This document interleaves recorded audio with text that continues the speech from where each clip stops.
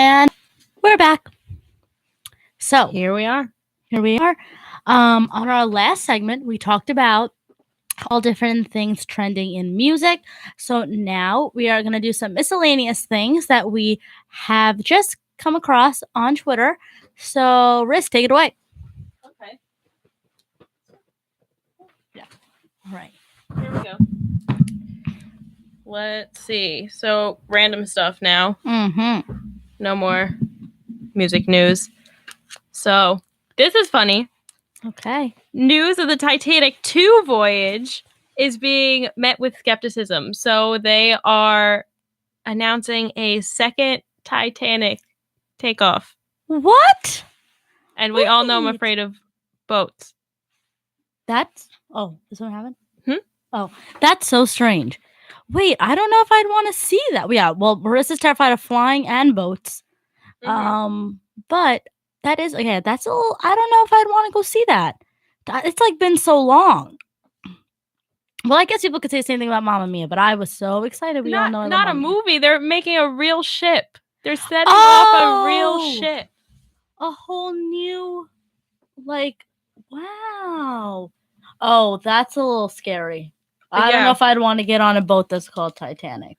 Yeah, I don't know. I wouldn't get on any boat. Yeah. But that's a little scary. Especially the Titanic. Yeah, that's a little scary. So I thought they were making like a Titanic 2. No, they are making a second Titanic ship setting sail. So it's supposed to be a 2-week voyage in 2022. Oh, that's a little scary. For the 110-year anniversary. Oh no. Maybe not. But if any of you are interested and you are not scared of boats, I mean, I'm not scared of boats. I think I'd have too much like superstition to get on. Yeah. I wouldn't want to get on a second boat of one that hit an iceberg and sank to the ground. Yeah, absolutely not. Maybe some of you will, and if you are interested, let us know. Yeah, teach their own. So some nicer news. Starbucks. Oh, you'll love this one. Oh. Starbucks opens its first signing store in Washington, D.C., so they have baristas that speak sign language. That we were just talking about sign language, too, so. I need that. I need to go there. Okay, so if anyone doesn't know, I'm not in a sign language class, but I'm so obsessed with sign language. Like, I want to take the course that has nothing to do with my major, and I've been very much obsessed, and I've been trying to teach Marissa, but she has no interest in learning from me. I can barely speak English. So, if any of you are interested, I'll make a whole segment on sign language. I will come in prepared, ready to teach you all. So it's a Starbucks at Gallaudet University. Wow, two of my favorite things. The world's only university and Starbucks that's designed for the deaf and hard of hearing. All the store's workers know American Sign Language, and the space is designed to celebrate deaf culture. Wait, I love that. Yeah. We love Starbucks. And then they have a video of workers saying pumpkin spice latte in American Sign Language. That's amazing. You're going to have to learn that. I'm going to have to learn that. Next week, I will teach all of you how to say pumpkin spice latte. Yeah. In sign language. I'm sure I could like spell it out, but that would take me a really long time. I'm sure there's a shorter way to do it. Like there's signs for it. Spice is like probably a word. Pumpkin is definitely a word. Latte is maybe spelled out. Yeah. Well, but that's so cool. Yeah, we'll let you know. Wow, I love that. So nice, good. Though? Yeah, so nice. We love Starbucks. Snaps Starbucks. Hello. Wow. We love inclusive culture. Yes. We love when we Starbucks are accepting of all. Like, ahead of their times. Well, yeah. Also, we were talking about this in my public relations class. We were talking about the difference between Starbucks and Dunkin'. And what Starbucks promotes is a whole experience. Like, you go into Dunkin' for a grab and go, but you go into Starbucks if you want to sit and relax and do work and drink your coffee and have the experience of people walking in and out and the coffee shop sounds and the whole, like, being able to sit and have free Wi-Fi. Like, it's all like it's just the experience. Like Starbucks sells their experience over their coffee, and Dunkin's more of like it's coffee and you grab and you go. Like you don't like really hang out and sit and chill in a Dunkin' Donuts. Yeah, Starbucks has a totally different mission than Dunkin'. We have a visitor. A visitor? Yeah, the window. Hello. We have a visitor. from Matthew Lambdin's in the window, and he left. Well, that was that. Yeah, but Starbucks, I feel like I said, has a totally different mission than Dunkin'. Dunkin's just like a business for the money, sells their product whatsoever, like, does what they got to do. But like Starbucks, in addition to doing all those things and making money, which they obviously are great at that and are super profitable, also have like a culture where they do good at the same time, and they're more than just like a coffee shop, a business. Yeah, which I love. I think that's so great. Yeah. Wow, that is so cool. Yeah, wow, I love that. I hope they continue that. I hope that takes off and they try and like build that in other places. Include that into stores that like already exist. And with like analytics and stuff, this is very PR stuff that like obviously I'm into. When they start looking into the analytics of how that population or people with disabilities, and like just work towards promoting it in those places, because obviously like they should have some in New York City. I think that's like a very populated, diverse area. Yeah. So hopefully they'll bring that to like a place like that, or like Chicago, like big cities, like Salt Lake City, Utah, like things that have wide ranges of people. Yeah, I think that'll be so good for their brand and their company. Wow, that's awesome. Yeah. So I thought that was really nice. That was a heartwarming story, I thought. Yeah, I love that. Especially because you love... I love sign language. You love sign language for some reason. I do. So there also is that Lyft, like the like the car, company, like Uber and Lyft, yeah. The Uber thing, is now jumped on the like autonomous car trend. So they're in that business now and launches their like first AR car. So I personally hate the idea of self-driving cars. Yeah, so do I. I don't... not that I believe that people are good drivers either, but it's just so new that it freaks me out still. Yeah, I think it's too high tech, if that even makes sense. Like, first of all, this whole not having a person work machinery freaks me out. Like how they started doing like machines that do procedures at hospitals. Like robotic surgery. Like robotics. Yeah. And I know there's an actual term to it. I just don't know it right now. I would feel so much more comfortable with a physical person working on me. I do not want to rely on technology to save my life.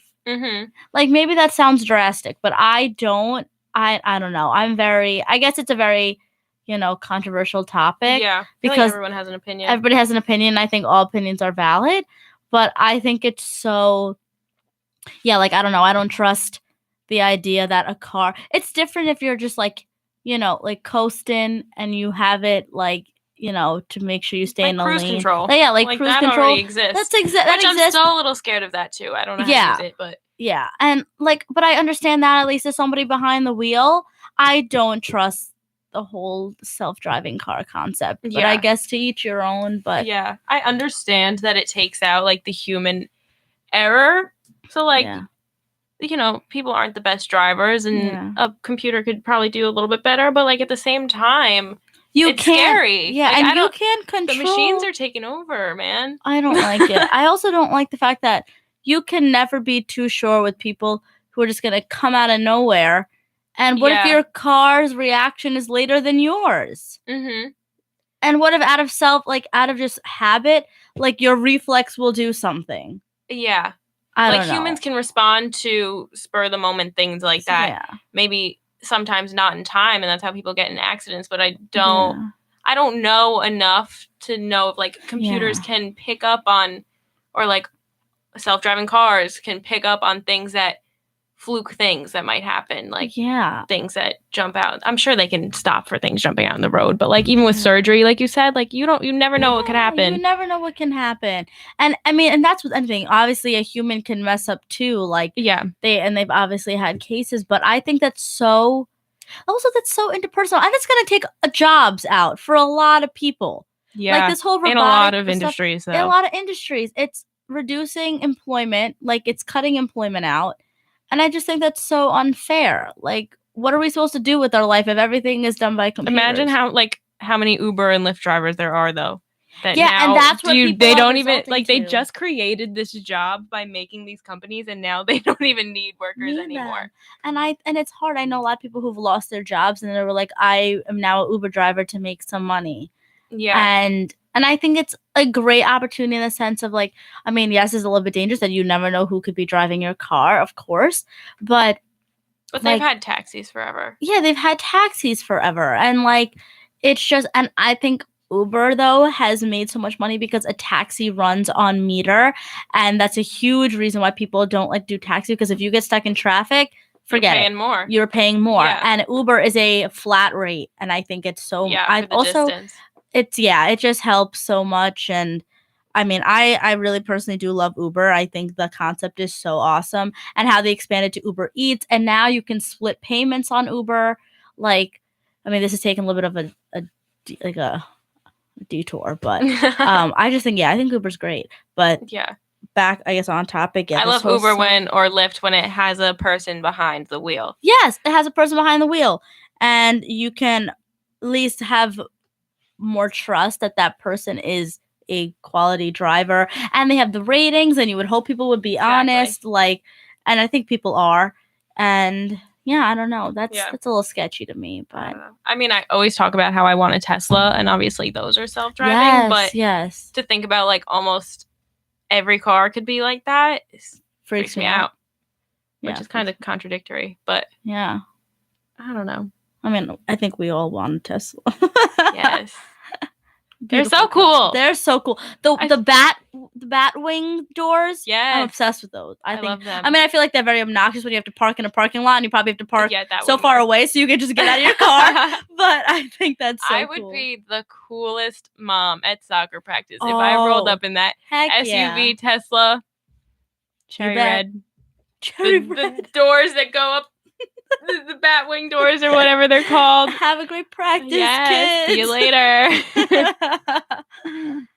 Wow. Can't wait to make all the moms jealous. Well, yeah. But so that's that.